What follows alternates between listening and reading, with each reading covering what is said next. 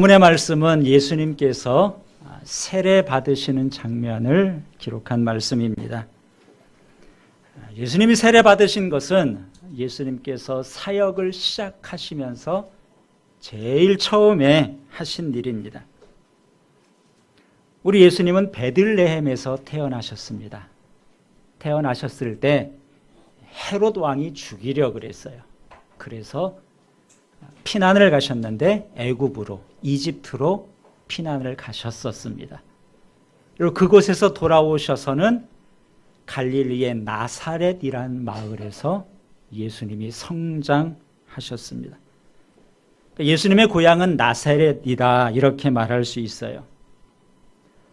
그런데 이 마가복음은 예수님께서 태어나셔서 성장하는 모든 과정들은 다 생략하셨습니다. 예수님이 사역을 시작하시면서 세례를 받으시는 것, 오늘 본문에 예수님 세례 받으시는 장면부터 예수님에 관한 일을 기록하고 있습니다. 누가복음 3장에 보면은 이때 예수님의 나이가 30세쯤 되었다. 예수님은 30세까지는 나사렛에서 생활하시다가 이제 30세에 세례를 받으시면서 본격적인 사역을 시작하시게 된 겁니다. 왜 예수님은 세례 요한에게 세례를 받으셨을까요? 우리가 지난주에 본 것처럼 세례 요한이 준 세례는 한마디로 말하면 회개의 세례다 이렇게 말할 수 있어요. 지난주에 봤던 1장 4절에 이렇게 기록하고 있죠. 세례 요한이 광야에 이르러 죄 사함을 받게 하는 회개의 세례를 전파하니 온 유대 지방과 예루살렘 사람이 다 나아가 자기 죄를 자복하고 요단강에서 그에게 세례를 받더라. 세례 요한이 준 세례는 사람들이 내가 잘못했습니다. 세례 요한의 말씀을 들어보니 내 죄가 심각합니다. 그래서 죄를 고백하고 세례를 받은 거예요. 근데 예수님이 오셔서 세례 요한에게 세례를 받습니다. 근데 우리가 잘 아는 것처럼 예수님은 죄가 없으신 분이죠. 그럼에도 예수님이 세례를 받으십니다. 성경은 말하기를 모든 사람이 다 죄인이다 그랬어요. 아담이 범죄함으로 말미암아 아담의 후손으로 태어난 모든 인류는 다 원죄를 가지고 있고 또 스스로 짓는 자범죄도 가지고 있습니다. 예수님은 어떠십니까? 예수님은 인간의 몸으로 오셨지만 우리랑은 조금 다르죠. 성령으로 잉태하셨다. 그래서 예수님은 우리와 같은 인간이지만 죄는 없으신 분입니다. 그런데 죄가 없으신 예수님께서 세례 요한이 주는 회개의 세례를 받으셨을까요? 그럼 그 이유가 무엇이라고 생각하십니까? 답은 그렇게 어렵지 않아요. 왜 예수님이 죄 없으신데 죄인의 세례를 받으셨을까? 그 이유는 나의 죄 때문에 예수님이 세례를 받으신 겁니다. 죄 없으신 예수님께서 내 죄 때문에 십자가에 달리셨던 것처럼 죄 없으신 예수님이지만 내 죄 때문에 죄인의 세례를 받으신 거예요. 예수님께서 이 땅에 오셔서 세례 요한이 주는 요단강, 세례를 주는 요단강가에 서셨습니다. 많은 사람들이 요한에게 나와서 자기 죄를 자백하고 회개의 세례를 받는 모습을 예수님이 보셨어요. 그런데 세례 요한의 세례로는 우리 인간의 죄가 다 해결되지 않습니다. 피 흘림이 없이는 죄사함이 없죠. 짐승을 잡아 드리는 제사로도 우리의 죄의 문제가 온전히 해결되지 않아요. 사람들이 자기 죄를 고백하며 세례 요한에게 세례를 받지만 그 물 세례로는 우리의 죄를 어찌할 수 없는 것. 이것을 예수님께서 보신 겁니다. 그래서 예수님께서 바로 이 문제를 해결하기 위해서 죄인들이 몸을 담그는 그 요단강에 예수님도 친히 몸을 담그시고 세례를 받으신 겁니다. 인간의 죄를 사하기 위해서 인간의 몸을 입고 이 땅에 오셨고 인간이 세례를 받는 그 물에 예수님도 함께 들어가신 거죠. 마태복음에 보면은 예수님께서 요한에게 세례를 받으러 나가십니다. 그래서 요한에게 나에게도 세례를 베풀어 달라 예수님이 요청하니까 세례 요한이 깜짝 놀라요. 그러면서 아니 세례를 받으면 제가 예수님께 받아야지 어떻게 예수님이 저한테 세례를 받을 수 있습니까? 요한으로서는 당연한 대답이었겠죠. 그렇지 않습니까? 지난주에 요한이 예수님을 향해서 뭐라 그랬어요? 내 뒤에 오시는 분, 그분은 나보다 능력이 많으신 분인데 나와 그분을 비교하면 나는 그분의 신발끈 푸는 것도 감당할 수 없다. 예수님이 나보다 훨씬 훌륭한 분이신데 그 예수님이 오셨으면은 요한도 예수님께 세례를 받아야 될 텐데 예수님이 나한테도 세례를 베풀어 달라 그러시는 거예요.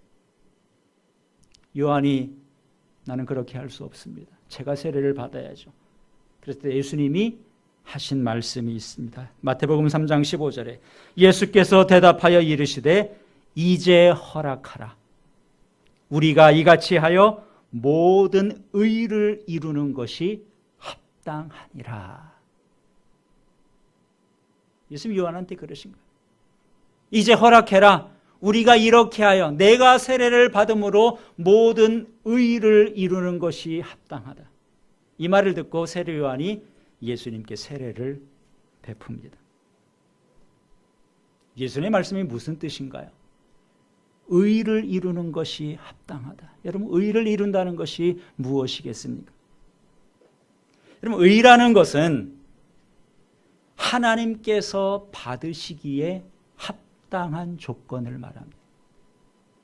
세상에서도 우리가 의롭다, 불의하다 이런 표현을 써요. 그때 기준은 우리가 가지고 있는 어떤 기준입니다. 거기에 따라서 우리가 의롭다, 의롭지 못하다 그렇게 말하는데 정말 의에 대한 기준은 하나님이에요. 그래서 의롭다 그러면 하나님께서 받으실 만한 것은 의로운 것이고 하나님께서 받으실 수 없는 것은 의롭지 못한 불의한 겁니다. 모든 인간은 죄인이죠. 모든 인간은 의롭지 못합니다. 그래서 우리 인간을 하나님이 받으실 수가 없어요.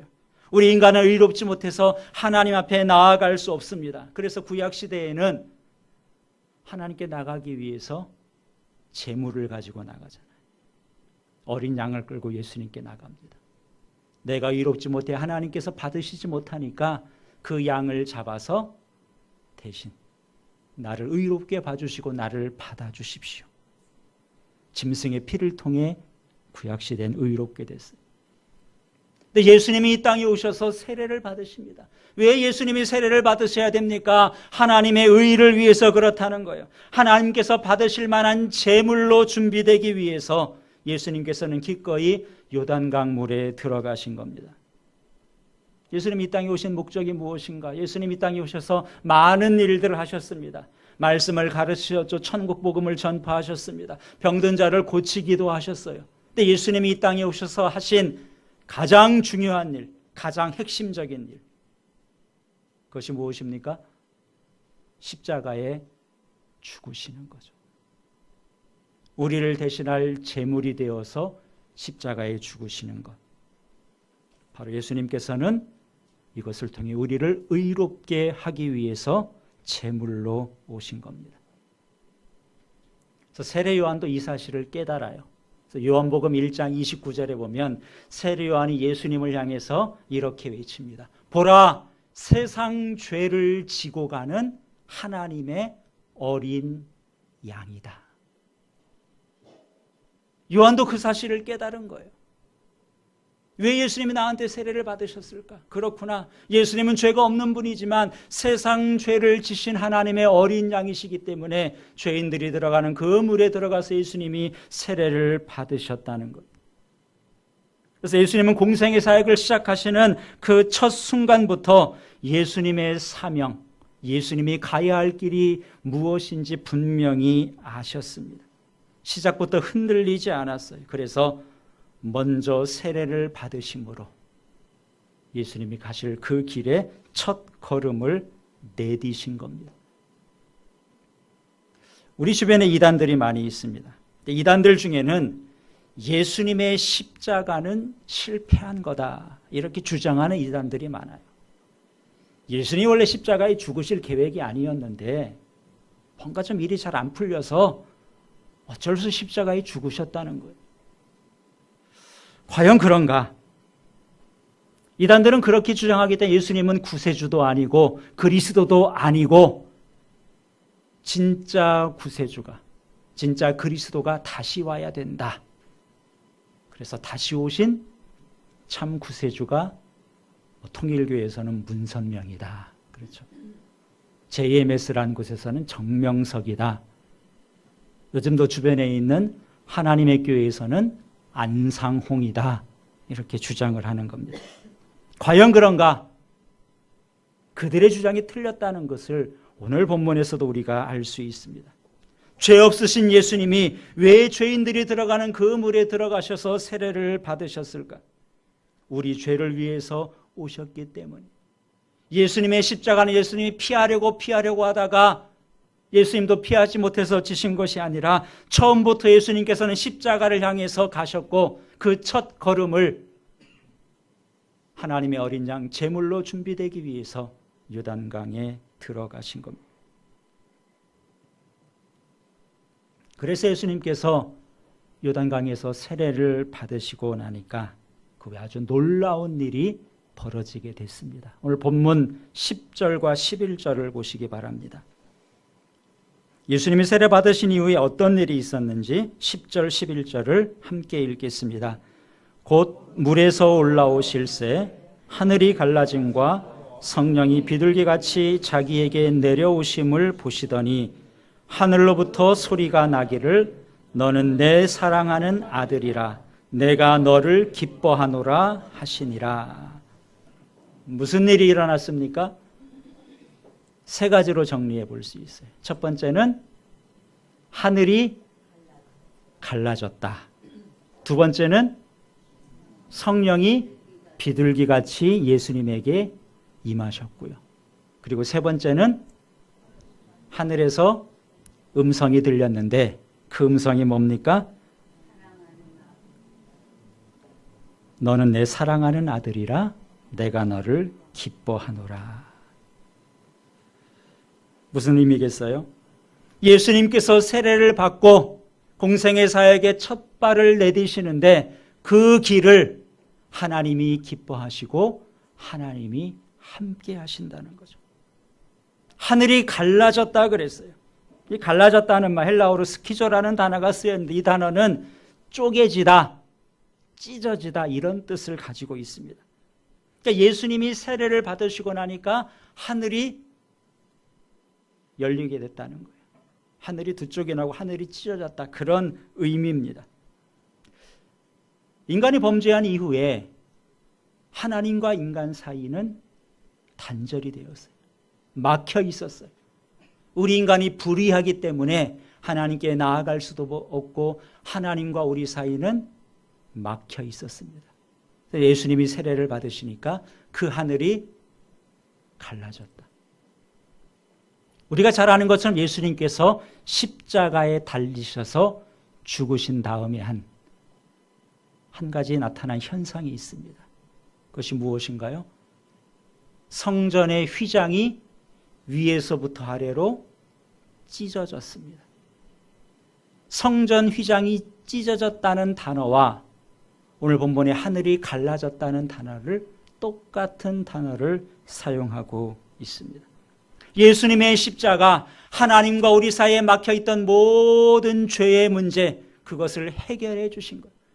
예수님이 온전한 제물이 되어서 우리를 하나님 앞에 의롭다 세워주셨기 때문에 성전 휘장이 찢어지고 하나님과 우리 관계에 막혀있던 그 모든 장애물이 제거된 겁니다.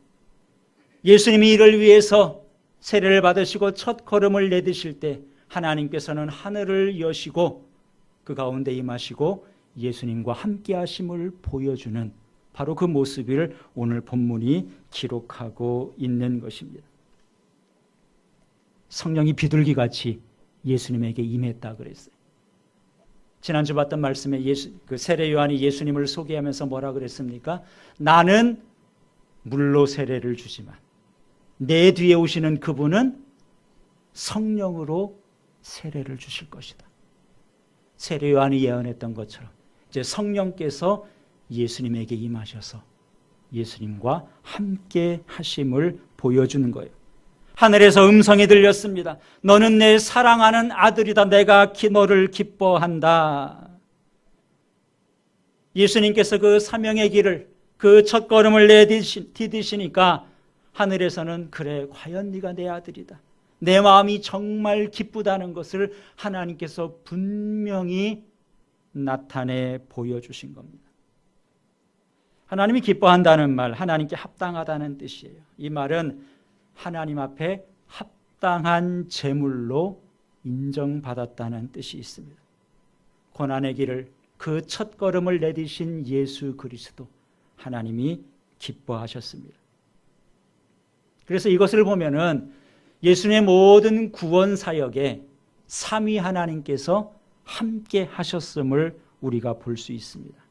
예수님 홀로 십자가의 길을 가신 것이 아니라 예수님의 그 첫걸음을 내디실 때 하늘이 열리고 성령께서 예수님에게 임하셔서 예수님의 사역은 성령과 함께하는 사역이었습니다. 성부 아버지 성자 하나님께서 그 일을 기뻐하시고 응원해 주셨어요.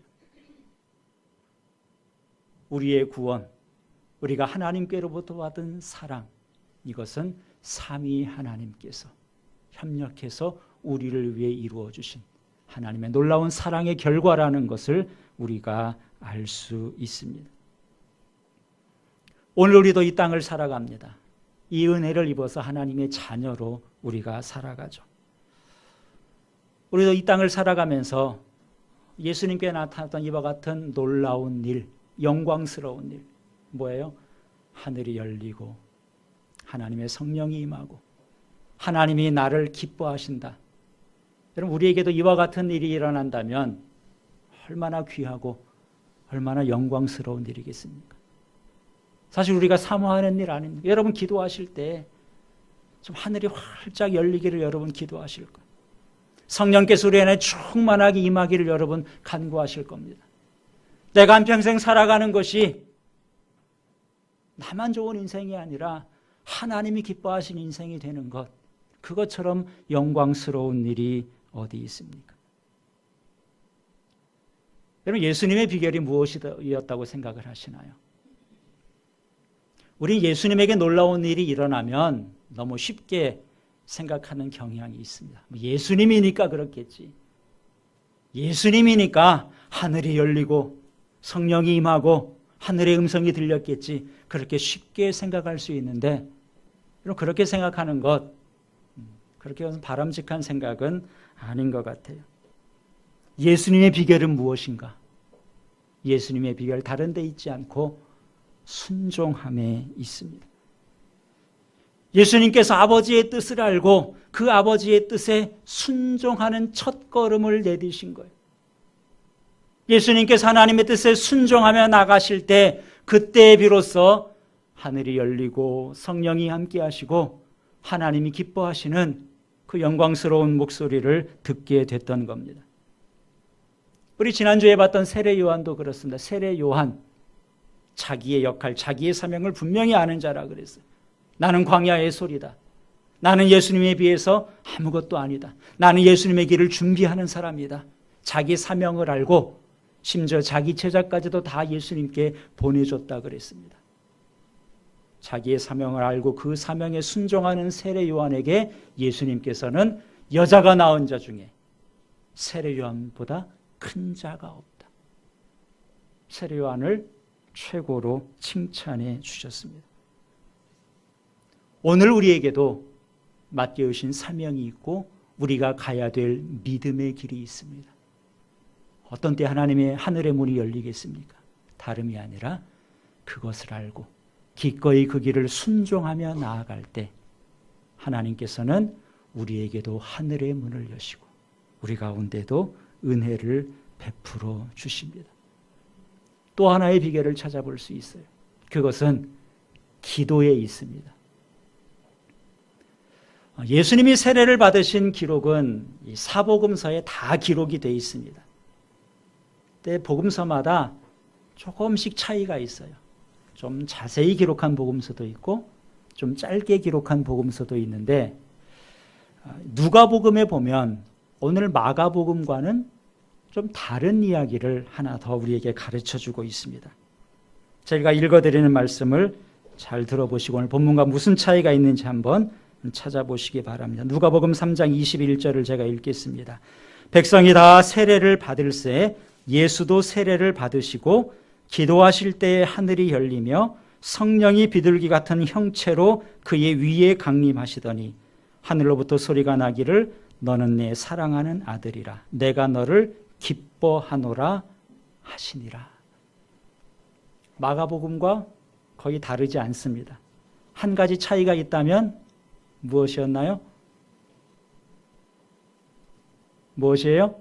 예수님이 기도하실 때에, 세례 받으시고 나가서 예수님이 기도하실 때에 하늘이 열리고 성령이 임하고 하나님의 음성을 듣게 됐다라고 누가는 누가복음을 기록하면서 거기에 한 가지를 더 포함시켰어요. 누가복음의 특징이 거기입니다. 누가복음은 특별히 예수님이 기도하시는 것을, 누가는 그것을 아주 인상 깊게 보았던 것 같아요. 그래서 누가는 다른 복음서와 달리 예수님이 어떤 일을 하실 때 기도하셨다, 기도하셨다, 기도하셨다는 것을 특별히 여러 번 반복해서 우리에게 보여주고 있습니다. 우리는 예수님이 하신 특별한 일에 대해서 예수님이니까 그렇게 하실 수 있었겠지, 그렇지 않다 그랬죠. 우리 다음 주에 예수님이 시험 받으시는 장면을 보게 될 텐데요. 예수님이 시험을 받고 마귀의 시험을 다 물리치셨습니다. 예수님은 어떻게 물리치셨을까? 예수님이니까 물리치신 것인가? 성경은 뭐라고 말씀하고 있어요? 예수님이 40일 동안 금식하시고 시험을 받으셨다. 예수님의 제자들이 병자를 고치려고 보니까 잘 안 됐어요. 근데 예수님은 오셔서 바로 고쳤습니다. 제자들이 예수님께 물어봤어요. 우리는 안 되던데 예수님 비결이 뭡니까? 예수님 뭐라고 하셨습니까? 기도 외에는 이런 유가 일어날 수 않는다 그랬어요. 예수님이니까 귀신이 쫓겨가고 병자를 고친 것이 아니라 예수님의 비결이 기도에 있었다는 거죠. 예수님이니까 십자가도, 그 어려운 십자가도 당당하게 지셨을 것이다. 성경은 뭐라고 말합니까? 십자가 지시기 전날 겟세마네에 가셔서 예수님이 땀방울이 핏방울이 될 정도로 간절하게 기도하신 것을 우리에게 성경은 보여주고 있습니다. 오늘 본문에서 예수님이 세례를 받고 나서 놀라운 일이 일어났어요. 예수님이니까 일어났다. 그것이 아니라 예수님도 기도하실 때에 이와 같은 일이 일어났음을 우리가 알 수 있습니다. 그래서 예수님의 사역은 세례를 받으시는 그 처음부터 해서 마지막 십자가에 달리시고 십자가 위에서도 기도하셨죠. 예수님의 사역은 기도로 시작해서 기도로 마친 예수님의 생애다. 우리가 이렇게 알 수 있습니다. 오늘 우리도 마찬가지입니다. 우리도 기도할 때 하늘이 열리고 기도는 하늘의 문을 여는 열쇠가 됩니다. 우리도 기도할 때 성령이 임하죠. 기도하는 자에게 주시는 가장 큰 복은 성령의 충만함의 복입니다. 우리도 기도할 때에 하나님의 뜻을 분별하고 하나님의 음성을 들을 수 있습니다. 그래서 힘들 때에 기도하면 하나님의 위로를 받을 수 있고요. 또 우리가 뭔가를 잘못했을 때에는 기도 가운데 하나님의 책망도 들을 수 있죠. 우리가 기도를 통해서 나의 사명이 무엇인지, 내가 가야 될 길이 무엇인지 하나님의 뜻도 분별할 수 있습니다. 예수님은 예수님이신데도 기도하셨습니다. 하나님의 아들이심에도 기도하셨습니다. 부족한 것이 없는 분임에도 기도하셨어요. 우리는 어떻습니까? 여전히 죄인이고 여전히 부족한 것이 많은 자들인데, 그렇다면 우리는 더 많이 기도해야 되지 않겠습니까? 예수님께서 이 땅에 사역을 하시는 것, 예수님의 사역에 빼놓을 수 없는 것, 예수님은 순종과 기도, 이 두 가지가 예수님의 사역을 지탱하는 힘이었고 끝까지 하나님의 뜻을 이루는 비결이었고 끝까지 흔들리지 않고 그 길을 갈 수 있는 원동력이 되었습니다. 우리에게도 가야 될 믿음의 길이 있고 우리도 감당해야 될 사명이 있습니다. 무엇을 통해서 이것을 감당해 나갈 수 있을까? 우리도 마찬가지죠. 예수님처럼 순종하는 것이고 예수님처럼 기도할 때 거기에 비결이 있고 거기에 능력이 있습니다. 오늘 말씀을 통해서 다시금 내가 하나님 순종하는 삶을 살겠습니다. 기도하는 삶을 살겠습니다. 이것을 통해서 내 인생도 하나님을 기쁘시게 하는 인생. 너는 내 사랑하는 아들이다. 내가 너를 기뻐하노라. 이런 영광스러운 주님의 음성을 듣는 그런 복된 삶이 될 수 있기를 우리 주님의 이름으로 축원합니다. 기도하겠습니다.